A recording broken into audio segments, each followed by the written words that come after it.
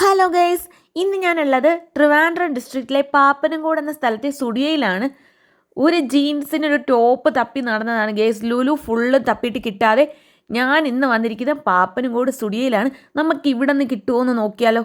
എന്നാൽ നിങ്ങളും വാ. ലുലു ഫുള്ള് തപ്പിയിട്ട് കിട്ടാത്ത ഡ്രസ്സ് ഇന്ന് എനിക്ക് ഇവിടെ നിന്ന് കിട്ടുമോ എന്ന് നോക്കാം. ഡാർക്ക് ബ്ലൂ ജീൻസിന് വേണ്ടിയിട്ട് ഒരു ടോപ്പാണ് തപ്പി എത്തിയിരിക്കുന്നത്. അമ്മാതിരി കളക്ഷൻ ഇവിടെ ഉണ്ട്. ഞാനിത് സെക്കൻഡ് ടൈമാണ് പാപ്പനംകോടുള്ള സ്റ്റുഡിയോയിൽ വന്നിരിക്കുന്നത്. ബാക്കി സ്റ്റുഡിയോ അപേക്ഷിച്ച് നോക്കുകയാണെന്നുണ്ടെങ്കിൽ ഇവിടെ ഒത്തിരി കളക്ഷൻസ് ഉണ്ട്. സിറ്റി ഏരിയയിൽ നിന്ന് മാറിയിട്ടാണ് ഈ ഒരു സ്റ്റുഡിയോ സ്ഥിതി ചെയ്യുന്നത്. സോ അതുകൊണ്ട് തന്നെ നമുക്ക് പഴയ സ്റ്റോക്ക് എല്ലാം ഇവിടെ ഉണ്ട്. അതായത് മുൻപ് ഇറങ്ങിയ കളക്ഷൻസ് എല്ലാം ഇവിടെ അവൈലബിൾ ആയിട്ടുണ്ട്. അതായത് സിറ്റി ഏരിയയിൽ അത്രയും കസ്റ്റമേഴ്സ് ഇവിടെ വരുന്നില്ല. ഞാനൊരു ലൈറ്റ് യെല്ലോ കളർ തപ്പിയിട്ടാണ് ഇറങ്ങിയത്. നമുക്ക് നോക്കാം ലൈറ്റ് യെല്ലോ കളറാണോ എനിക്ക് കിട്ടുന്നതെന്ന്. ഞാൻ ഫുൾ കടയിൽ നോക്കിയത് ലൈറ്റ് യെല്ലോ ആണ്. ഞാൻ ലൈഫിൽ ആദ്യമായിട്ടാണ് ഇത്രയും ഡ്രസ്സ് എടുത്ത് ഒരുമിച്ച് ട്രയൽ ചെയ്യാൻ പോകുന്നത്.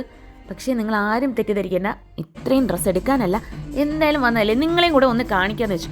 ഈ ഷർട്ട് എങ്ങനെയുണ്ട് ഗൈസ്? അതായത് ഒരു ഡാർക്ക് ബ്ലൂ ജീൻസിന് വേണ്ടിയിട്ടാണ് ഞാൻ നോക്കുന്നത്. ഈ പാൻറ്റൊന്നും എടുക്കാനല്ല കേട്ടോ.